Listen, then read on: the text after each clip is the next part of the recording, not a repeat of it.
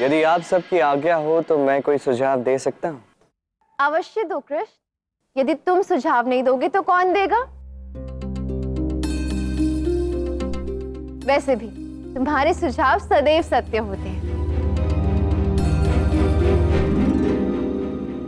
मेरे विचार से हमें हमारी मूलभूत आवश्यकताओं का प्रबंध करना चाहिए, उसकी सुरक्षा करनी चाहिए। जैसे जल, अन्न, इसका उपयोग हमें सही मात्रा में करना चाहिए। यदि भविष्य में कितनी भी विकट परिस्थिति हम पे क्यों ना आए, उसका सामना करने के लिए हम सब जीवित तो रहेंगे। अद्भुत, क्या सुझाव दिया है ना बाबा?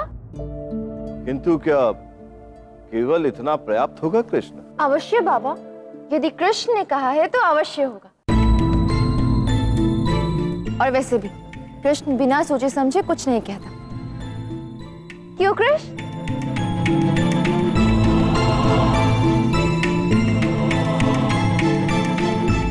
उचित है,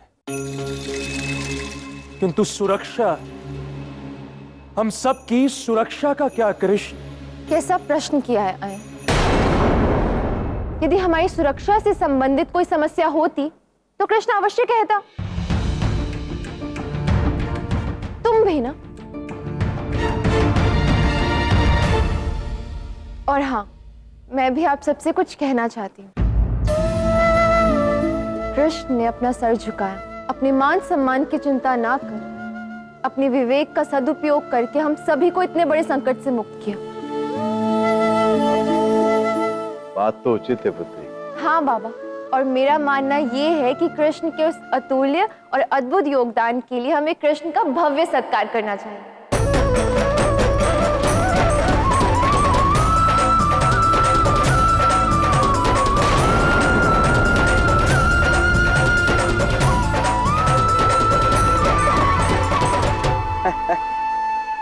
राधा को ये सब करने की कोई आवश्यकता नहीं है। क्यों? यही तो समस्या है कृष्ण। तुम इतने बड़े बड़े और महान कार्य करते हो और बदले में तुम्हें कुछ नहीं चाहिए। इससे तो व्यक्ति और महान हो जाता है ना बाबा?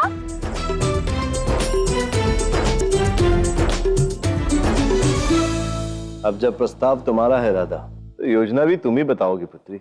बताओ, कैसा सत्कार चाहती हो तुम कृष्ण का? बाबा, इस विषय में मैंने कुछ सोचा तो नहीं है, किंतु मैं आपको सोच के बताऊंगी। किंतु कुछ होगा अद्भुत और भव्य ही। तो ठीक है, परसों संध्या काल में कृष्ण का सत्कार होगा।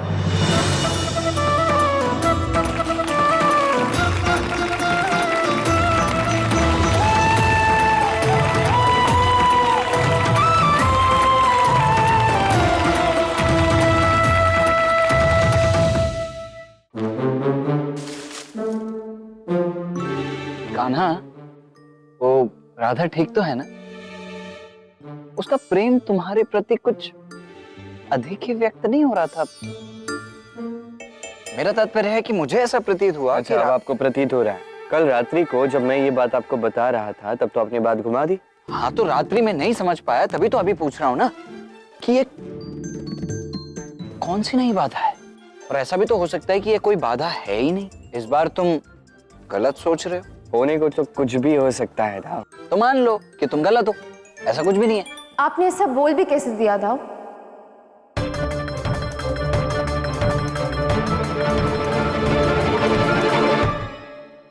कहा था, होने को तो कुछ भी हो सकता है।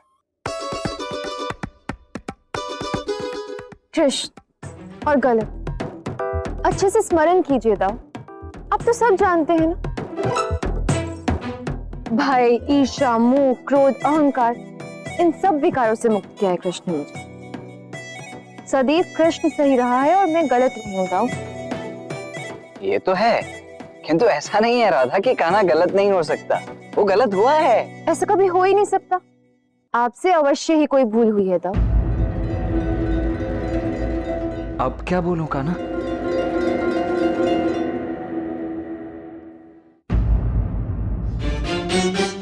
दाऊ, दाऊ कृष्ण कहाँ है? मुझे उससे बहुत ही महत्वपूर्ण बात करनी है। तुम्हें कान्हा से बात करनी है, वो भी महत्वपूर्ण। ये तो बहुत ही अच्छी बात है राधा। ये सब हो क्या रहा है? गन्ना खाओगी? अरे तुम क्यों गन्ना खाओगी, तुम्हें तो कान्हा से मिलना है।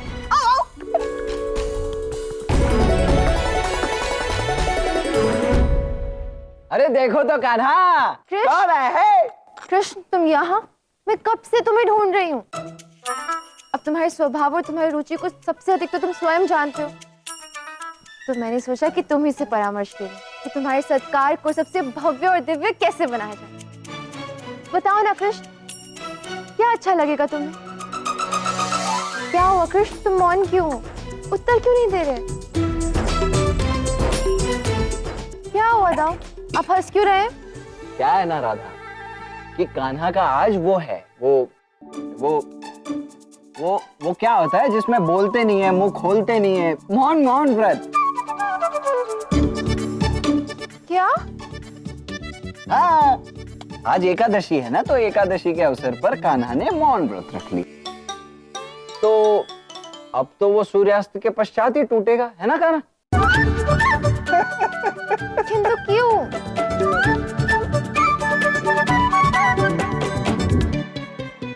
हाँ समझ गया, मैं समझा देता हूँ।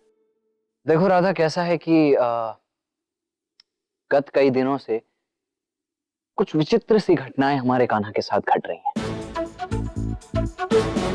होता ऐसा है कि कान्हा जब भी कुछ बोलता है तो लोग उसके हाँ में हाँ मिलाने लगते हैं।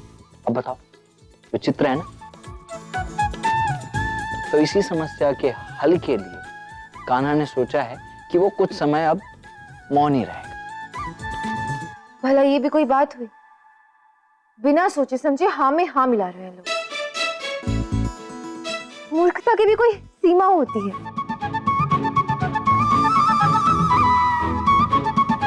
फिर तो बहुत अच्छा किया कृष्ण, मौन रहना ही समस्या का समाधान होगा।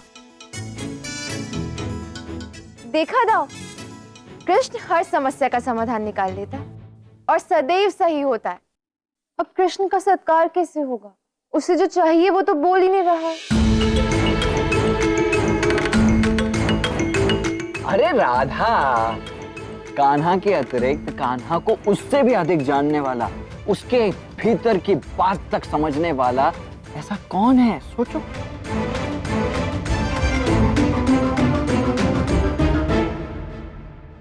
कौन है? निस्संदेह मैं हूँ राधा, मैं। अरे हाँ दाऊ, ये तो मैंने सोचा ही नहीं कि कृष्ण को सबसे अधिक क्या भाता है, ये आपसे अच्छा कौन जान सकता है? दाऊ, कृष्ण कुछ कह रहा है। हाँ तो ठीक है ना, मैं हूं ना, यहीं रुको, मैं अभी आया।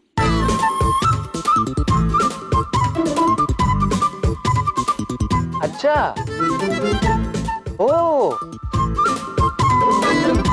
बस अब मैं समझ गया।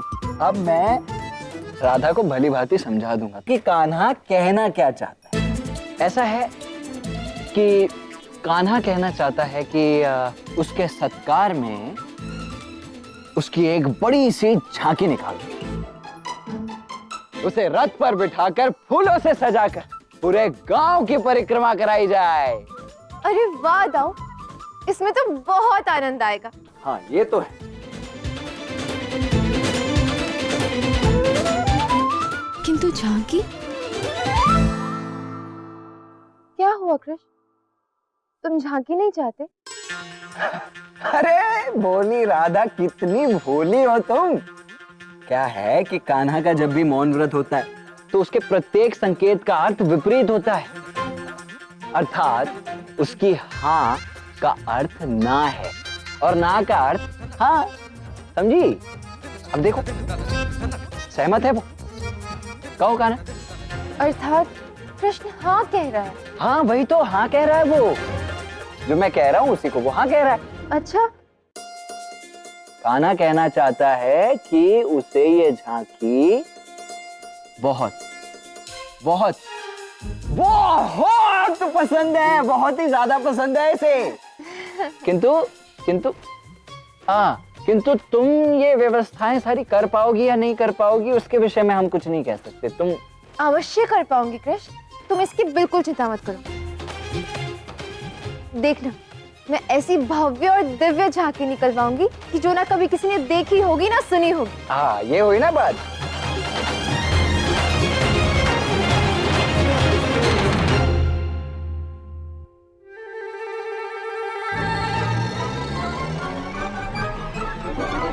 बाबा, काका, मैंने सोच लिया है कि हम कृष्ण के सत्कार के लिए क्या करेंगे। मैंने सब सोच लिया है।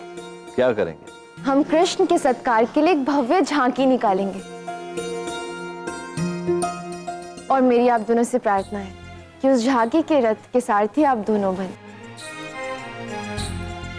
हम दोनों? हाँ, क्यों नहीं। कृष्ण ने बरसाना और वृंदावन वासियों के प्राणों की रक्षा की और आप दोनों गांव के मुखिया हैं, तो उससे अपना आभार प्रकट करने के लिए इससे अधिक अच्छा उपाय और क्या होगा बाबा।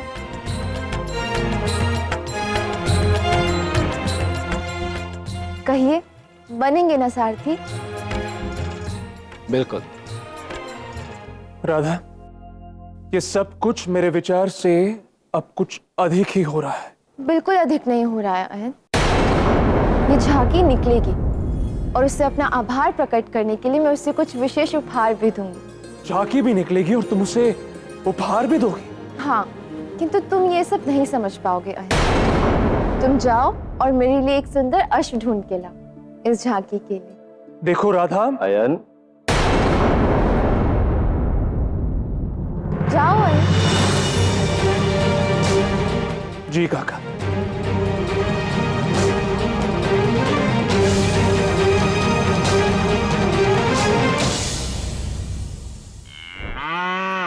अब ये कौन सा नया प्रपंच है कृष्ण?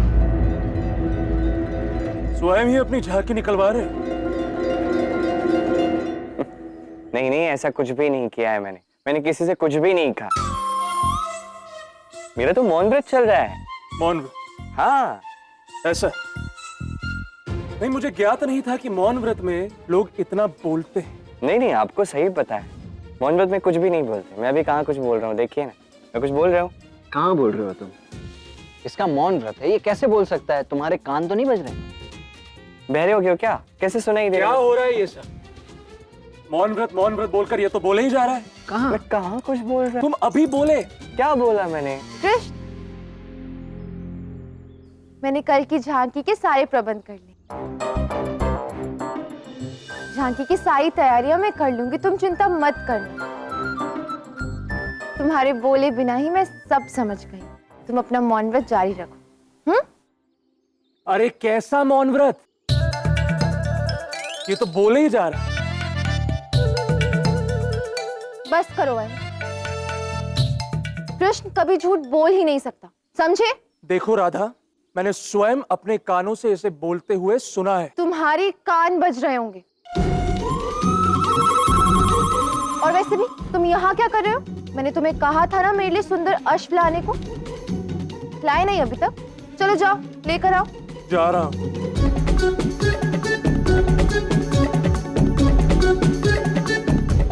अरे अयन, अश्व ही लाना, गधा मत ले आना। जाओ, आप भी जाइए ना, जाकर झांकी की तैयारियां कीजिए। राधा, मैं भी? हाँ, मुझे कृष्ण को कुछ बताना है। मौन वो है, मैं नहीं। मैं तो उसे बता सकती हूँ ना। हाँ, वो तो है।